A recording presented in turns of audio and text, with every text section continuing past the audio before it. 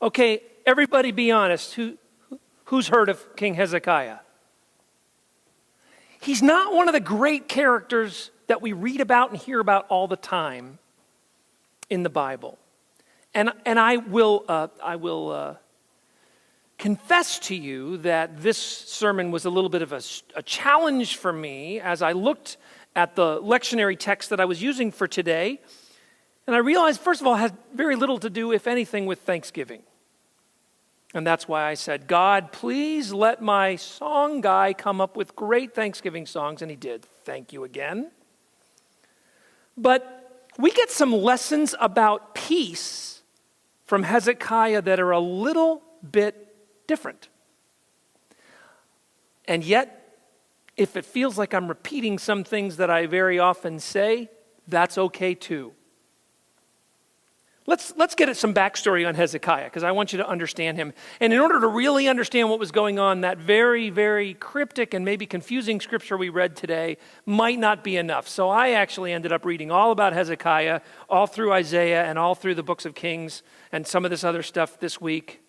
To be honest, one of the best things about preaching is that I get to do that if I want to. I get to sit down and I actually get to really dig in and find out, who was this person? And what does this person have to teach us? Hezekiah is 25 years old when he becomes king. He actually reigns for just under 30 years. And he's one of the good kings. Now, most of the kings I want you to remember, because I think I've mentioned it recently, at one point, the nation of Israel split into two competing kingdoms. There was a northern kingdom which called itself Israel, and the southern kingdom that the Bible calls Judah. The northern kingdom had bad king, bad king, bad king. The northern kingdom never had a good king. Their kings were evil. I mean, they just did evil things. They didn't follow God. The southern kingdom was more of a mixed bag. Most of the kings are not so great, and some of them are good. They do good things, they follow God. And when you're reading through the lists of kings and the stories, it's always the first thing the Bible tells you. He was a good king. He followed God. He did this, did that, did the other thing. And some of them, it was a mixed bag. They did great things, but they didn't do this. Or they did great things, but they didn't manage to follow through. Or in one case, it's a really, really bad king who repents. But Hezekiah is one of the good kings, and he's one of the kings that is active during the time when Isaiah is prophesying. So he does a few things what makes him good? Let me tell you what makes him good. First thing he does is he removes something called the high places. The high places are places outside of the regular places you were supposed to worship God, where people worshiped God, but they also worshiped some other gods of the neighboring. They ended up being a bad idea, and Hezekiah removes them. And he even destroys something called, and we're going to talk about this a little bit later, the Nehushtan. And this was, if you've ever read the book of Exodus, at one point, they make this bronze serpent that heals people of an ailment. And Moses holds it up, and God actually does the healing, but Moses holds this thing up, and it was originally designed to be a good thing, but it ends up getting worshipped as an idol. So he destroyed it. A good thing that he destroyed, the Bible says that was a good thing to do. He's the first king of Judah that is brave enough to do these kinds of things. He reopens the temple. The Levites are now tasked with fixing it up for the worship of God. One of my favorite things, one of the reasons I like Hezekiah is because he made sure that the music was happening again. Music, I love it. I'm a musician. That's my thing. So Hezekiah looked around and said, "We don't have the songs. Let's get the songs back in here." They celebrate the Passover for the first time in forever, and they even invite the northern kingdom to celebrate with them. It's like the golden age of the people of God all over again. The tithe, like the offering that we just took, the tithe had been abandoned, and Hezekiah said, no, we need to do that. We need to have the people tithe so that the priests in the temple can concentrate on the work and worship of God. It's almost as if you could imagine it, it would be as if we suddenly today decided to open the churches again because they had been closed since the 20s for a long time. Tensions start to escalate with the neighbors of Judah, and Hezekiah makes preparations for his country to defend themselves against enemies outside their borders. One of the things he does that's really remarkable, he makes this tunnel to carry water into the city that's almost 2,000 feet long. It was a wonder of the world, this tunnel through solid rock that he has dug. The tunnel is still there, by the way. It is actually still there. But Hezekiah teaches us how to find God's peace with 3 specific episodes from his life. So first, here's what happens. The king of Assyria, and say it with me, Sennacherib was the name of this guy. I'm not positive about the pronunciation, but I think I'm close because I checked it. This is a guy who's conquered dozens of cities and taken thousands and thousands of people hostage and prisoner. And he has now demanded money from Hezekiah. Basically, it's a protection racket. Now, I want to give you an idea of, it's not like, it would be a little bit like, let's say that we sent a letter to the presidents or prime ministers or whatever of Canada and Mexico and said, hey, nice countries you got there. For a whole lot of money, we'll leave you alone. That's basically what happened here. I know such things don't necessarily happen that way in the modern world, but it sounds like maybe a mafia shake-up or shakedown. So what is the first thing that Hezekiah does when he gets this letter and he gets this news? He goes to the temple to pray. He realizes that he cannot handle this situation himself. He also sends word to the prophet Isaiah. He says, hey, somebody call Isaiah, get him on the phone, tell him what's going on here. Isaiah gets back to him and says, you know what, don't worry about this guy's lies, because God will take care of it. Indeed, Isaiah predicts that the enemy will return, who's on his way, will return to his land and eventually die by the sword, which is actually eventually what happens to Sennacherib. So after this, Judah experiences a season of prosperity. It's the best times for these people of God in a very long time. And then we get to the second lesson from Hezekiah. Because what happens is a little bit later, Hezekiah gets very ill and he's going to die. He realizes he's a good king, but he also doesn't want to die yet. Isaiah actually is the one that delivers the news. Hezekiah, you are going to die. Now, maybe the most prudent, or maybe that's not the word, maybe the most logical response to the prophet of God telling you that you're going to die is get your affairs in order and just get ready to die. Here's Hezekiah's response. It's going to start to sound repetitive. He cries out to God again. He prays and asks God again. He basically asks God for a miracle. And this is where I start to get the idea that maybe this was his habit.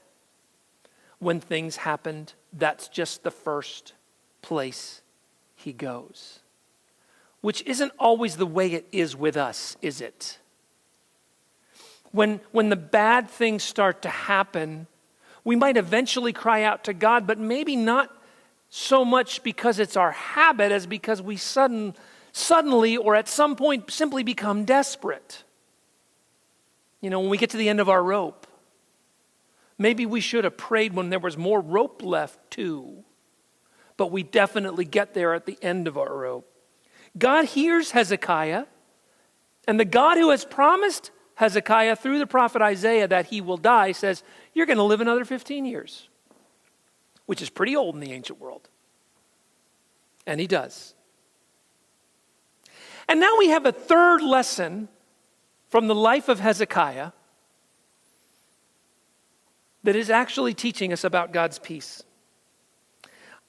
The enemy that left a while back, now Sennacherib hasn't died yet. He eventually does die, but he hasn't died yet. He's still active, and he's destroyed Babylon. He's basically the most powerful person in the ancient world. So he basically sends word to Hezekiah and his people. Hey, you've heard what's happening to all these other lands out here, how I'm destroying all this stuff. Well, you guys think that your God is going to help you escape this? Don't let your God deceive you. We're coming and it's over. And Hezekiah gets this letter. And how do you think he responds to basically the lies of this letter and the threat that it represents? By now you can probably guess. It is a lie. The idea that the people of God are going to be destroyed by somebody like this is a lie. The people of God are never destroyed. The people of that faith and that nationality still exist today. The Jews were never wiped off the face of the earth. They are still here. And the kingdom of heaven eventually gets built by Jesus. And now we are we're everywhere. So it is a lie. This enemy's lie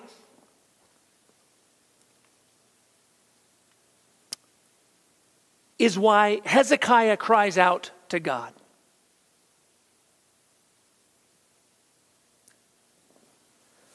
So what happens with Sennacherib never arrives to destroy Hezekiah, never gets to Judah to destroy Judah. Instead, and you can go to the book of Kings, I think is where it's, I don't remember the chapter number, sorry. But you can go to Kings and you can find this story of Hezekiah. This army is destroyed. Miraculously, by the power of God, this army never gets to Jerusalem. And a short while after that is when Sennacherib dies. His own sons kill him. Now, 3 times, Hezekiah is faced with destruction or death. And 3 times, he gets a chance to choose how he is going to respond to these things that happen in his life. And 3 times, he seeks the face of God immediately. I think the real lesson that we have to learn from Hezekiah comes to us at the very beginning of his reign. The very beginning of the description of who he is in another book, not Isaiah, which we read from, but the book of Kings. In the first book of Kings, we get this description of Hezekiah. It says, he did what was right in the sight of the Lord, just as his ancestor David had done. He removed the high places, broke down the pillars, and cut down the sacred pole. He broke in pieces the bronze serpent that Moses had made. Remember, I talked about that. For until those days, the people of Israel actually had made offerings to it. It was called Nehushtan. It was not supposed to be something that you offered sacrifices to. It was simply a tool that was good for its time. He destroyed it because it no longer had any relevance and it was being abused. He trusted in the Lord, the God of Israel, so that there was no one like him among all the kings of Judah after him, or among those who were before him. For he held fast to the Lord. He did not depart from following him, but kept the commandments that the Lord commanded Moses. The Lord was with him wherever he went. He prospered. It's very simple. Oh, can you put that screen back up?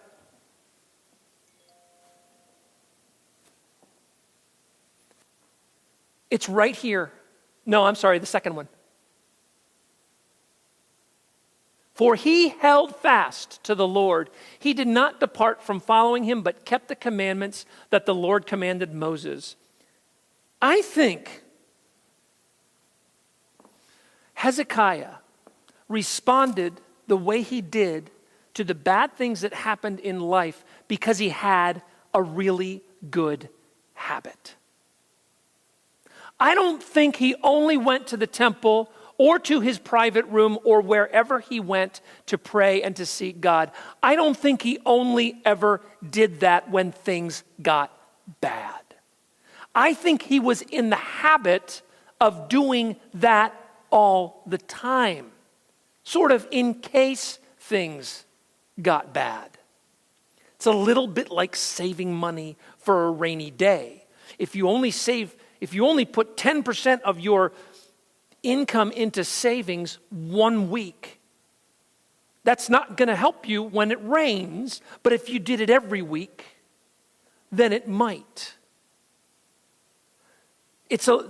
This is exactly the same thing, and this is really the lesson we get from Hezekiah. The last 15 years of Hezekiah's life were filled with prosperity and with peace.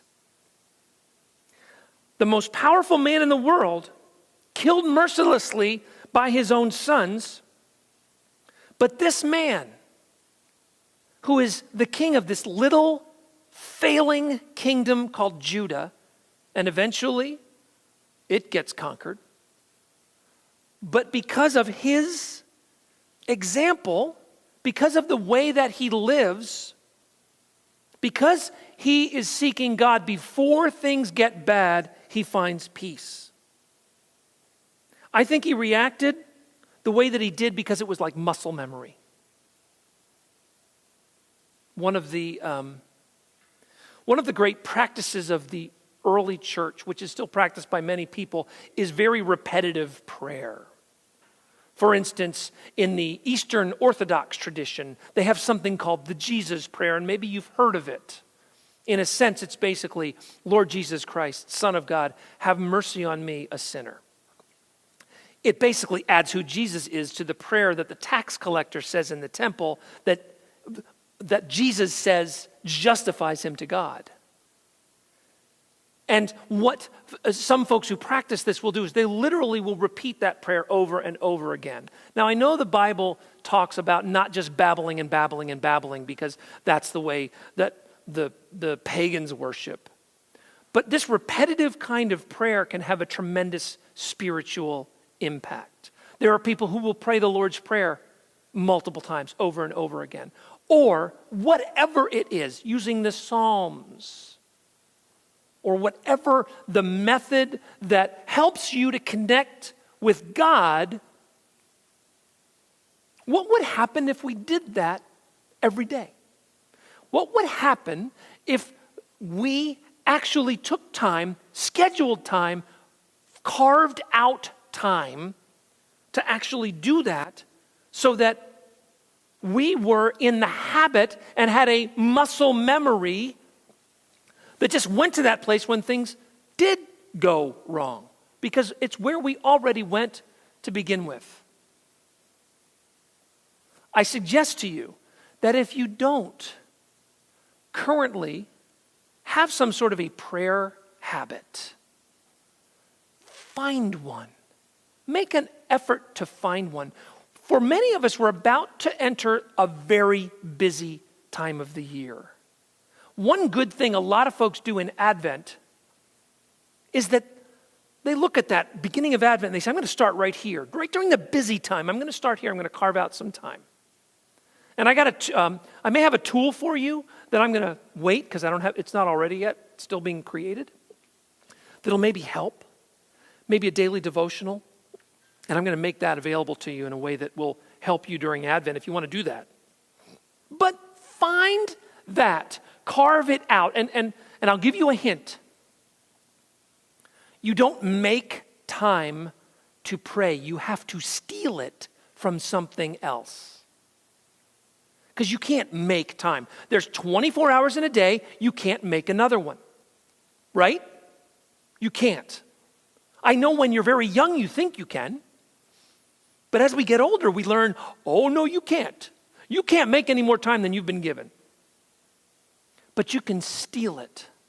You find what it is that needs to go and get rid of just for a little while. 15 minutes.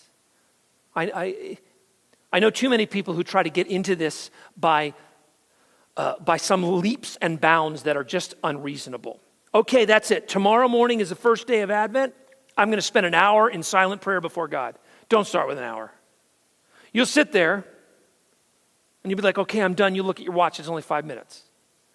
Don't. Just start with 5 minutes or 10 minutes or 15 minutes or some sort of a devotional that really works, or an hour daily bread if you've got that, something like that. But let's together steal that time from whatever else that we might have going on. Just steal a little time to get into that habit, to build up a muscle memory, because if we seek the God of the universe, the lies of the world will disappear and go away, and the peace of God will fill our souls, even in difficult times. I promise you that. It really does happen. I pray to God that you find this time, that you find a way to build up a habit if you don't have one, or maybe bolster the one that you do during this upcoming Advent season as we await the birth of the Prince of Peace. Because that is God's plan for peace for us. It's for us to seek God and for Him to inspire us.